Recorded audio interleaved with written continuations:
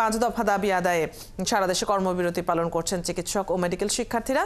তবে ICU, CCU সহ জরুরি চিকিৎসা বিভাগ চালু আছে। সারা দেশে সব মেডিকেল ও ডেন্টাল ক্লাস বর্জন ও পরীক্ষা বন্ধ রয়েছে।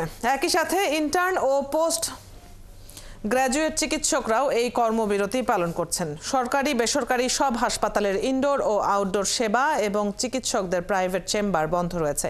তবে আইসিইউ, সিসিইউ ও ক্যাজুয়ালিটি সহ আরও কিছু বিভাগে সেবা দেওয়া হচ্ছে।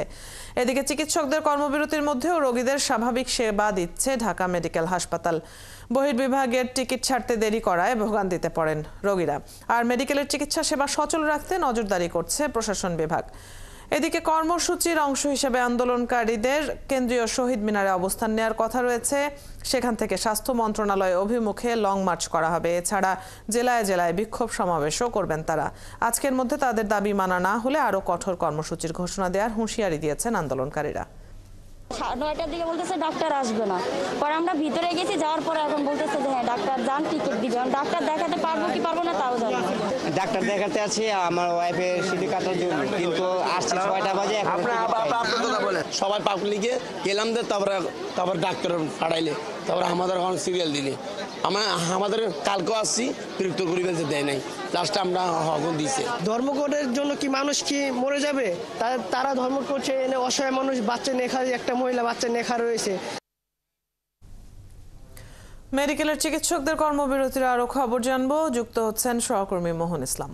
মোহন, কেন্দ্রীয় শহীদ মিনারে অবস্থান কর্মসূচি শুরু হয়েছে কিনা, কি বলছেন চিকিৎসক ও মেডিকেল শিক্ষার্থীরা, আর লং মার্চ নিয়ে কি বলছেন তারা?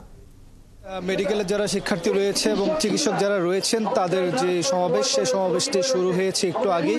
তো আমি একটু বলি যে আমাদের সহকর্মী মিল্টন আনোয়ার যেমনটা আসলে জানাচ্ছিলেন যে একটি রিট পড়া শুরু হয়েছে হাইকোর্টে, এবং সেই রিটের বিষয়টি কিন্তু রায়টি যে রায়ের অপেক্ষায় কিন্তু এখানে যারা শিক্ষার্থী মেডিকেলের চিকিৎসক যারা রয়েছেন তারাও অপেক্ষা করছেন। তারাও বলছিলেন যে সেই রায়টি কি হয় তা দেখার পরে তাদের এক ধরনের সিদ্ধান্তের দিকে যাবেন। কিন্তু তার আগে কিন্তু তাদের যে 5 দফা দাবি, সেই দাবিগুলো কিন্তু বারবার বলছিলেন যে যারা আপনার মেডিকেল অ্যাসিস্ট্যান্ট তারা যেন নামের শুরুতে ডাক্তার ব্যবহার করতে না পারে, এবং ডাক্তার নিয়োগের ক্ষেত্রে 34 বছর যেন কাউন্ট করা হয়। এই ধরনের আরও 5টি দাবি কিন্তু তারা তুলে ধরেছেন, এবং সেই দাবিগুলো এদিক থেকে তুলে ধরার পর কিন্তু তারা একটা লং মার্চও করবেন।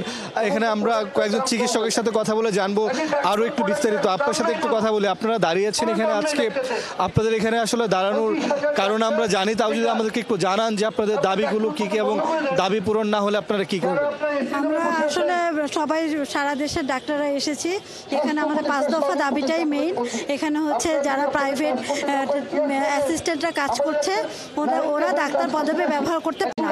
ও আমরা যারা বিডিএস এবং এমবিবিএস ছাড়া আর কেউ ডাক্তার পদবি ব্যবহার করবে না, যত্রতত্র রেজিস্টার্ড ডাক্তার ছাড়া প্রাইভেট প্র্যাকটিস করবে না। এবং আমাদের যারা ম্যাটস এবং প্রাইভেট টেকনিশিয়ান অ্যাসোসিয়েশন থেকে যারা আন্দোলন করছে ডিপ্লোমা ডাক্তার নামে, তারা যাতে তাদের সরকার 7 দিনের মধ্যে ওদের ব্যবস্থা এবং যেগুলো মানহীন ইনস্টিটিউট রয়েছে সেগুলোকে পুনর্গঠন করা এবং নতুন করে নতুন রুলস জারি করা। ধন্যবাদ। আপনার সাথে একটু কথা বলি, আপনি যদি আমাদেরকে একটু জানান যে এই যে যারা ম্যাথস কিংবা অ্যাসিস্ট্যান্টরা আসলে ডাক্তার নাম ব্যবহার করে, আপনারা তার এখন চাচ্ছেন যেন শুধুমাত্র এমবিবিএস বিএমডিসি যারা লাইসেন্স প্রাপ্ত তাদের ক্ষেত্রে যেন ব্যবহার করা হয়, তারা ডাক্তার ব্যবহার করলে আসলে কনফ্লিক্টটা কোথায় দাঁড়ায়? কনফ্লিক্টের বিষয়টা হচ্ছে যে বাংলাদেশের বর্তমান যে আইন আছে সেই আইন অনুযায়ী বিএমডিসির একটা স্টেটমেন্টই আছে যে এমবিবিএস এবং বিডিএস ছাড়া কেউ ডাক্তার পদবি ব্যবহার করতে পারবে না, এবং এটা কিন্তু আন্তর্জাতিকভাবে স্বীকৃত যে বিশ্বে যারা আছে সবাই হচ্ছে যে এমবিবিএস বিডিএস তারাই ডাক্তার। ম্যাটস এর ফুল মিনিং হচ্ছে মেডিকেল অ্যাসিস্ট্যান্ট ট্রেনিং ইনস্টিটিউট, অর্থাৎ তাদেরকে তৈরি করা হয়েছে সহকারী হিসাবে। তারা কেন ডাক্তার দাবি করবে? এখন তারা তো ডাক্তার হওয়ার জন্য পড়াশোনা করে নাই। আমরা একটা পরীক্ষা দিয়ে এমবিবিএস পরীক্ষা দিয়ে তারপর একটা মেডিকেল কলেজে ভর্তি হয়ে 5 বছর আমরা সেখানে নির্দিষ্ট একটা আন্তর্জাতিক কারিকুলাম মধ্যে পড়াশোনা করতেছি। তারপর আমরা 1 বছর ইন্টার্নি করার পরে তারপর আমরা বিএমডিসি থেকে হচ্ছে রেজিস্ট্রেশন পাই। এর আগ পর্যন্ত কিন্তু আমরা সেটা পাই না। তো আমরা একটা আন্তর্জাতিক মানদণ্ড অনুযায়ী পড়াশোনা করে ট্রেনিং করে তারপর ডাক্তার হই।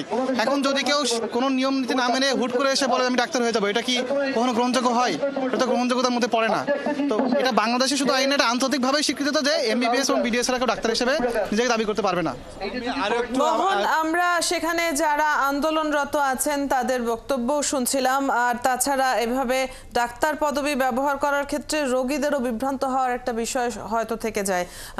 একই প্রসঙ্গে আমরা চলে যেতে চাই এবারে চট্টগ্রামে, সেখানেও শিক্ষকদের কর্মবিরতি চলছে। সেখানকার খবর নিয়ে সহকর্মী রাজীব বড়ুয়া যুক্ত আছেন। রাজীব, চিকিৎসকরা বিক্ষোভ কর্মসূচিতে অংশ নিয়ে কি বলছেন, বিস্তারিত জানাবেন। অদিতি, আপনি জানেন যে ইন্টার্ন চিকিৎসকের যে 5 দফা দাবি, সেই 5 দফা দাবি নিয়ে কিন্তু গত 23শে ফেব্রুয়ারি থেকে তারা কর্মবিরতি আছেন। মাঝখানে 1 মার্চ চট্টগ্রাম মেডিকেল কলেজ হাসপাতালে এখানে ইন্টার্ন চিকিৎসকরা তাদের কর্মসূচি প্রত্যাহার করেছিলেন, কিন্তু গত 9 তারিখ থেকে তারা আবার সেই কর্মবিরতিতে চলে গেছেন।